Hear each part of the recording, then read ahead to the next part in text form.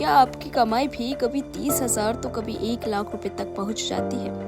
और हर महीने एक ही सवाल परेशान करता है कि आखिर पैसा जाता कहाँ है।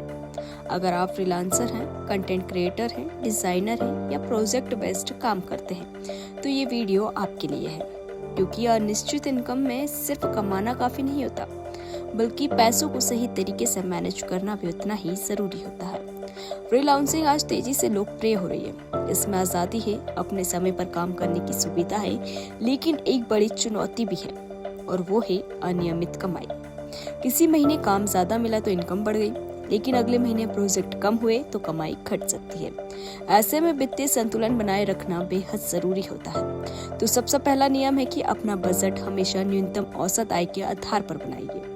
मान लीजिए आपकी कमाई कभी 30,000, कभी 60,000 और कभी 1 लाख रुपए होती है, तो खर्चों की योजना 30 से 40,000 रुपए वाली आय को ध्यान में रखकर बनाएं। इससे कम कमाई वाले महीनों में भी आर्थिक दबाव नहीं बनेगा। वहीं अगर दूसरा जरूरी नियम है बफर अकाउंट, तो जी हाँ, जब भी किसी महीने अपेक्षा से ज्यादा पैसे मिले तो उसे तुरंत खर्च करने की बजाय अलग खाते में जमा करें। और यही रकम उन दिनों में सहारा बनेगी जब काम कम मिलेगा या क्लाइंट की पेमेंट समय पर नहीं आएगी। अब आता है आखिरी और तीसरा नियम, इमरजेंसी फंड, क्योंकि एक्सपर्ट्स मानते हैं कि हर फ्रीलांसर के पास कम से कम 6 महीने के खर्च के बराबर राशि अलग रखी होनी चाहिए।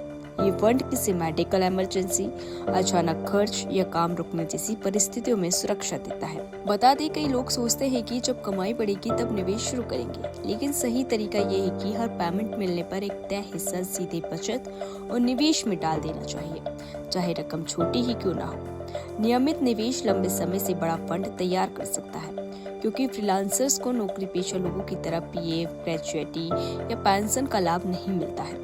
इसलिए भविष्य की आर्थिक सुरक्षा के लिए जितनी जल्दी निवेश शुरू किया जाए उतना बेहतर माना जाता है। याद रखिए, फ्रीलांसिंग में सफलता सिर्फ ज्यादा कमाई से नहीं मिलती, बल्कि कमाई को सही दिशा देने से मिलती है।